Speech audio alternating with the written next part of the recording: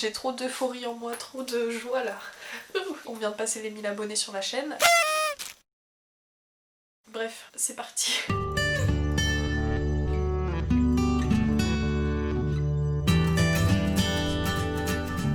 Salut! Bienvenue sur la chaîne, surtout pour les petits nouveaux, parce que vous êtes plus de 500 à être arrivés depuis hier. Enfin, hier on était mercredi, donc depuis 3-4 jours. Donc merci beaucoup, surtout merci à Audrey. Et bienvenue sur cette vidéo, à tout le monde. Aujourd'hui je vous retrouve pour une vidéo où je vais vous parler de livres dont la plume ou le trait graphique, puisque je parlais de quelques romans graphiques, enfin d'un seul en fait, où la plume et le trait graphique sont insolites et inédits, donc c'est-à-dire des formes d'écriture, des styles d'écriture et graphiques qui sont originaux, que j'ai découvert assez récemment. Du coup on commence sans plus tarder avec le premier livre qui est mon livre préféré.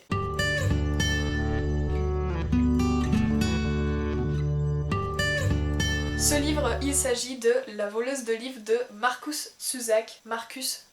Je sais pas comment on prononce son nom, mais bon, c'est un auteur de talent, donc retenez comment il s'écrit au moins. C'est un livre qui est publié chez Pocket Jeunesse. J'ai emprunté ce livre à la médiathèque il y a de ça 1 an, je crois, après avoir découvert le film. Du coup, oui, il y a un film pour ce livre. Et en fait, après avoir découvert le film, j'avais vraiment envie de lire le livre, puisque j'ai découvert très tardivement qu'il y avait un livre, et dès que je l'ai su, bah, j'ai sauté sur l'occasion pour le lire. Et du coup, vu qu'à la médiathèque, ce sont des anciens livres, je l'ai lu dans cette édition-ci qui a été publiée en 2007, donc c'est un livre assez récent. Depuis il y a différentes éditions qui ont été publiées et il est même sorti en poche. Ça a été un énorme coup de cœur et je voulais avoir ce livre avec moi dans ma bibliothèque. Du coup je voulais juste avoir l'ancienne édition puisque je la trouve tout simplement magnifique. La couverture est très simple mais pour moi elle est juste parfaite et puis j'aime beaucoup la tranche. Voilà. Alors, pourquoi est-ce que ce livre apparaît dans cette vidéo? Pourquoi est-ce que je qualifie sa plume d'insolite? C'est tout simplement parce que la narratrice de cette histoire, eh bien, c'est la mort. Alors rien de sanglant dans tout ça, rien de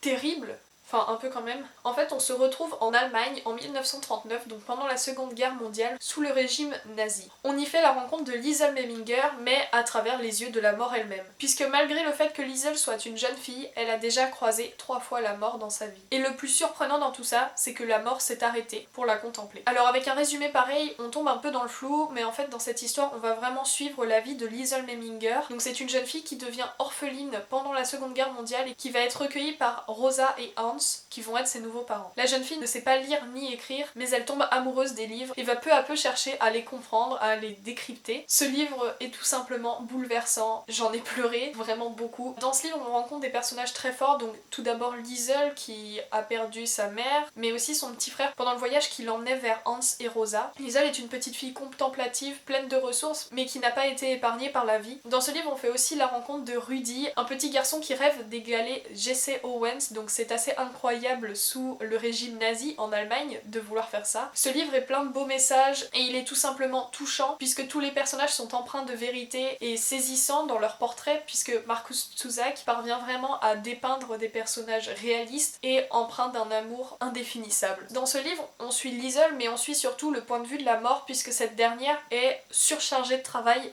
Ça semble bizarre dit comme ça, mais vous devez vous douter que pendant la Seconde Guerre mondiale, il y a beaucoup de vies qui ont été emportées, et donc la mort n'a aucun répit dans le contexte de ce livre. Elle nous parle donc de ce travail incessant, de l'horreur qu'elle vit elle aussi, puisque pour la mort c'est horrible de devoir recueillir autant d'âmes en si peu de temps, en tout cas c'est ce qui est dit dans ce livre. La mort, bien que censée être le personnage le plus horrible dans ce livre, n'en apparaît pas du tout comme telle, puisqu'elle est témoin de la folie des hommes et la retranscrit très bien dans ses paroles. Je trouve que c'est vraiment incroyable d'être parvenue à écrire une histoire aussi touchante, d'autant plus que le point de vue est celui de la mort. Je vous invite vraiment à découvrir ce livre qui, je pense, peut toucher vraiment tout le monde, que ce soit les personnes qui aiment les livres jeunesse et young adultes, les passionnés de romans historiques, mais aussi et surtout les gens qui, comme moi, vident toutes leurs larmes en lisant des livres. J'essaie de pas en dire trop parce que ce livre est plein de ressources, il parle de nombreux thèmes, de nombreuses choses, et l'histoire est vraiment bouleversante, d'autant plus qu'on parle de livres, hein. La voleuse de livres, le titre n'est pas là pour rien. Donc vraiment, si vous êtes passionné de lecture, vous allez comprendre Liesel Meminger dans ce livre, vous allez l'adorer, c'est un personnage vraiment touchant. Et encore plus puisqu'elle est passionnée par les livres. Ah oui, et j'allais oublier, malgré le fait que ce soit la mort qui parle, ce livre est vraiment plein de vie. Surprenant, non? Voilà, je vous invite à le lire pour le découvrir à votre tour maintenant. La prochaine plume insolite que je vais vous présenter, c'est celle de Sarah Crossan, donc qui est l'autrice de ces 3 livres qui ont été publiés chez Rajo.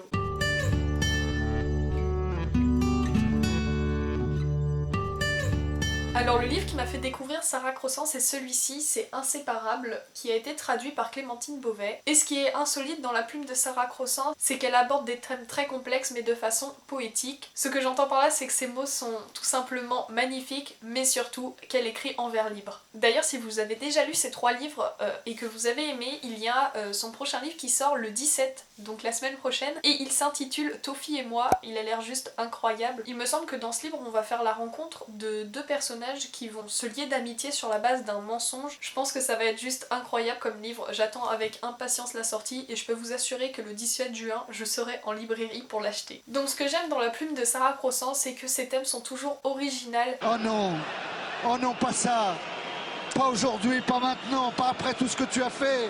Et qu'elle les traite de façon bouleversante et vraiment très sensible. Ses mots sont doux et ils nous saisissent avec une facilité assez déconcertante. Je dois dire que tous ces livres, même si les thèmes ne m'intéressaient pas spécialement au début, m'ont tout simplement touchée et emportée. Je vais vous présenter rapidement les 3 livres que j'ai lus de cette autrice. Il me semble important que je vous en parle pour que vous puissiez avoir une idée des thèmes qu'ils traitent. Donc je vais vous en parler dans l'ordre des parutions. Le premier c'est Inséparables, donc qui a été publié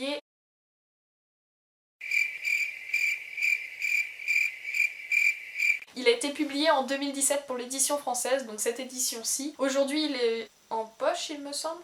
Oui, il est déjà sorti. Hurrah! Et dans ce livre, nous faisons la rencontre de Grace et Tipi, des sœurs inséparables, indissociables, puisqu'elles sont siamoises. Ce qui est assez incroyable dans la plume de Sarah Crossan, c'est qu'elle s'éloigne totalement d'un voyeurisme que l'on aurait pu retrouver dans un livre dans lequel on parle de sœurs siamoises. Ici, ce n'est pas du tout le cas. Elle nous ouvre les yeux sur cette pathologie très rare et que l'on connaît peu. Et le plus important dans tout ça, c'est qu'elle le fait avec humour et tolérance. Ces sœurs siamoises, donc Grace et Tipi, sont très différentes l'une de l'autre, mais ne peuvent pas vivre l'une sans l'autre, puisqu'elles n'ont qu'un cœur pour 2. Ce livre, c'est le premier que j'ai lu en vers libre et je dois vous dire que j'ai été totalement bouleversée. Je ne m'attendais pas à ce que ce livre soit aussi poignant, puisque pour moi, les vers libres, ça semble un peu détaché. Certes, il y a la mélodie des mots qui intervient, mais j'avais peur que l'histoire soit trop simple, pas assez approfondie, puisque il y a très peu de mots par page. Voilà à quoi ça ressemble l'intérieur du livre. Donc j'avais un peu peur, j'appréhendais cette lecture, mais je dois vous dire que je n'avais aucune raison en vérité, puisque l'histoire est celle d'un roman, mais elle est écrite en vers libre, elle est poétique. Donc c'est le premier livre que j'ai découvert de Sarah Crossan, et depuis j'attends toutes ses sorties avec impatience. Le second livre de Sarah Crossan que j'ai découvert et qui est tout autant poétique, c'est Swimming Pool, donc qui a été lui aussi traduit par Clémentine Beauvais. Donc ce livre-ci, il est beaucoup plus fin que le précédent livre, et celui que je vais vous présenter après, c'est le plus petit de Sarah Crossan que j'ai lu, mais c'est aussi l'un des plus touchants, puisque Sarah Crossan y aborde l'adolescence et tous ses tracas avec une grande sensibilité. Ce livre aborde surtout ce qu'est d'être immigré aujourd'hui, puisque nous faisons la rencontre de Kazienka, une jeune fille de 12 ans qui quitte la Pologne là où elle vivait pour rejoindre l'Angleterre. À mes yeux, c'est un livre politique par son thème, mais qui ne cherche pas à faire la morale, il nous ouvre simplement les yeux sur ce qu'est être immigré et surtout ce que ça représente pour une jeune adolescente. Enfin, le dernier livre de Sarah Crossan que je vais vous présenter, il est sorti l'année précédente, donc en 2019,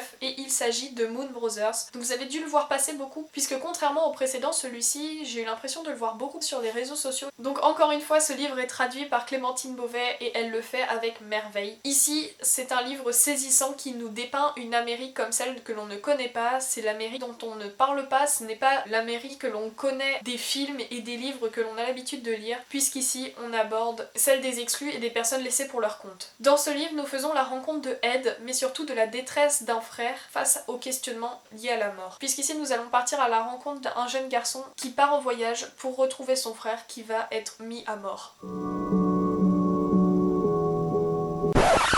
Vraiment, ce livre il est bouleversant puisqu'il aborde la peine de mort avec la sensibilité de la plume de Sarah Crossan, c'est-à-dire avec poésie, bienveillance, mais surtout avec une grande vérité, puisque Sarah Crossan ne cherche pas à nous cacher la difficulté de l'étape que va vivre Ed. Sarah Crossan ne cherche pas à nous cacher son désarroi face à sa solitude, puisque Ed a besoin de retrouver son frère, de le revoir, alors qu'il l'a à peine connu, qu'il se souvient à peine de lui. Voilà pour les livres de Sarah Crossan. J'ai pas arrêté de dire que c'était bouleversant, que c'était poétique, mais à mes yeux ce sont exactement les mots mots qui définissent la plume de cette autrice de talent, qui est assez originale, extraordinaire et surtout insolite, puisque c'est du vers libre. Maintenant, on va passer à un genre un peu différent, puisqu'ici on était plutôt sur des romans young adultes. On va passer à de la poésie, des essais et des romans. Un auteur qui est un peu polyvalent, qui fait vraiment beaucoup de choses et qui est juste incroyable. C'est mon auteur préféré. Alors, je pense que ça va certainement être une découverte pour vous. Je ne l'ai jamais vu passer sur Bookstagram, Booktube. Donc j'espère que vous le découvrirez à votre tour et que vous aimerez, surtout parce que c'est vraiment très spécial. Je vais donc vous parler de Christian Bobin.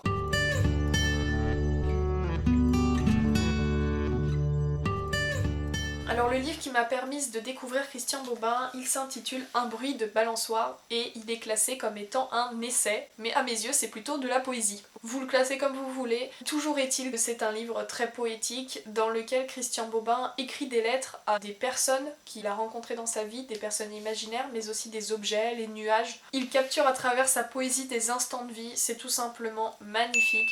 Et vraiment cette fois-ci, je pèse mes mots, c'est magnifique. Alors comment je me suis retrouvée à acheter un essai alors que je lis vraiment essentiellement de la littérature young adulte? C'est tout simplement grâce à ma prof de français que j'avais au lycée. Et elle m'a fait découvrir Christian Bobin en lisant un extrait au début du cours. Et je suis tombée amoureuse de la plume de cet auteur, je n'ai pas résisté un seul instant. Ces mots me donnaient les larmes aux yeux, je trouvais ça juste magnifique. Je sais que dans ma classe tout le monde n'a pas été touché, mais moi vraiment ça a été une révélation, la plume de cet auteur je la trouve incroyable. Ce que je trouve assez phénoménal dans les livres de Christian Bobin, c'est qu'il arrive à mettre des mots sur des choses immatérielles, sur des sentiments, il arrive à les expliquer, à en témoigner, mais il parle aussi de ce qu'est être écrivain pour lui, avec des mots bien choisis, qui permettent de mettre une image sur des sentiments. Christian Bobin, il m'a ouvert les yeux sur ce qui m'entoure. Il m'a permis de voir les plus petites choses du quotidien de façon poétique et avec beaucoup de bienveillance. Et tout simplement pour ça, j'espère que vous découvrirez à votre tour ces livres. Et principalement Un bruit de balançoire qui est ce livre-ci et L'homme joie qui est mon livre préféré de cet auteur. Je ne saurais pas tellement vous expliquer pourquoi, mais je crois que c'est simplement à cause ou plutôt grâce à la citation d'entrée de ce livre. Les premiers mots qu'il pose dans son livre, ce sont les suivants. Écrire, c'est dessiner une porte sur un mur infranchissable. Et puis l'ouvrir. Je vous laisse quelques instants méditer sur ces belles paroles. C'est bon pour vous? Vous avez saisi la beauté de ces mots? Si un jour je peux rencontrer Christian Bobin, je serai refaite. Je fangirl totalement. Lisez Christian Bobin pour comprendre. De cet auteur, j'ai aussi lu La part manquante qui m'a beaucoup touchée et c'est un livre qui m'a été offert par ma professeure qui m'a fait découvrir cet auteur. Donc c'est un livre qui a beaucoup de valeur pour moi, qui est un livre plutôt romancé cette fois-ci, on est moins dans de la poésie, mais ce n'est pas mon préféré de l'auteur. Et j'ai aussi lu La grande vie. Il est trop mignon ce livre, il est tout petit. Je sais pas si vous allez voir, mais la moitié des pages de ce livre sont cornées. C'est tout simplement tous les passages que j'ai trouvés magnifiques. Je vais vous lire encore un petit extrait, c'est juste trop beau. Je pense à tes yeux, petit chat. Qui donc allume les yeux des bêtes et les fait aussi purs? Tes yeux étaient deux vitres, derrière lesquelles un ange délinquant me dévisageait en silence. Ça peut vous sembler simple, mais c'est si vrai, enfin... Cet auteur met les mots sur ce que je ressens, sur ce que j'ai envie d'exprimer et rien que pour ça, je vous le recommande. Ce petit livre-ci, il est juste magnifique, c'est le dernier que j'ai découvert de cet auteur. Il m'en reste encore quelques-uns à découvrir, mais ils sont plus au format roman et du coup, j'ai un peu peur de moins ressentir la poésie des mots de Christian Bobin dans ces livres-ci, mais il va bien falloir que je les lise, c'est mon auteur préféré, je ne peux pas ne pas lire tous ses livres. Voilà, j'espère vous avoir convaincu de la beauté de l'écriture de cet auteur. Sa plume est insolite puisqu'il écrit entre des essais, entre le roman, entre la poésie, il n'y a pas vraiment de format, il n'y a pas de règles. Il écrit ce qu'il ressent, ce qu'il voit et il transcrit des instants de vie à l'écrit. C'est juste magnifique.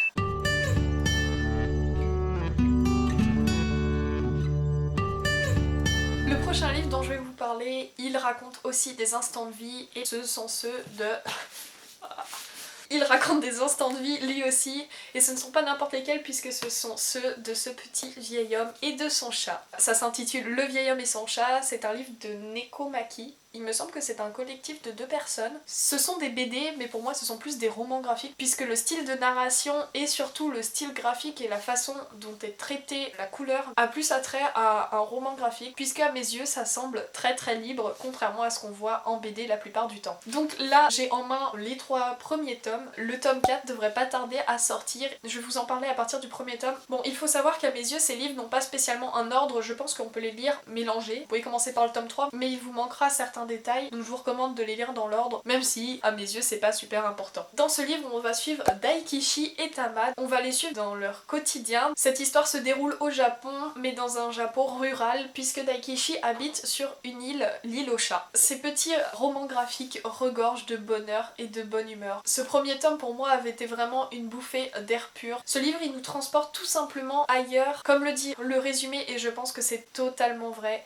Daikichi et Tama ont le secret du bonheur. Leur vie est très simple, elle est semée de bêtises de Tama, de réflexions drôles de Daikichi. Elle reflète tout simplement une vie qui est vécue à 100% mais de façon très très simple et qui est pleine de joie. Ce que je trouve d'original et d'assez insolite à ces livres, c'est le fait que cette histoire n'a pas une intrigue extraordinaire, il n'y a pas d'aventure, il y a seulement le quotidien de Daikichi et Tama. Mais c'est aussi le style graphique de Nekomaki qui fait toute la différence et qui me semble assez intriguant à découvrir. On a des planches totalement pleines comme ça, avec parfois des petites cases, parfois des petits bonhommes qui défont l'effet monotone que l'on peut avoir dans les BD avec ce format très linéaire, mais surtout c'est le trait qui est vraiment très très souple, les personnages sont tout en douceur, tout rond, et le traitement à l'aquarelle qui est appliqué pour faire les couleurs qui est juste trop beau. On a aussi des petites interventions de Tama, je trouve ça drôle. Voilà, des planches très colorées mais toujours dans la douceur, il n'y a pas de couleurs agressives. J'avais oublié de préciser, dans ce livre on suit les personnages au fil des saisons, donc il y a une partie pour l'hiver, une pour l'été, le printemps et l'automne, et avec ça les couleurs changent, ce qui est juste très poétique et très beau. Voilà, je pense que je peux vous dire que c'est mon roman graphique préféré actuellement. Donc si vous êtes gaga des chats, ce livre est pour vous. Il y a des chats à toutes les pages, c'est adorable, c'est plein de douceur, c'est simple, c'est ce qu'il vous faut pour passer un bon moment sans prise de tête. Et oui, je suis gaga des chats, je fais partie de ces gens-là,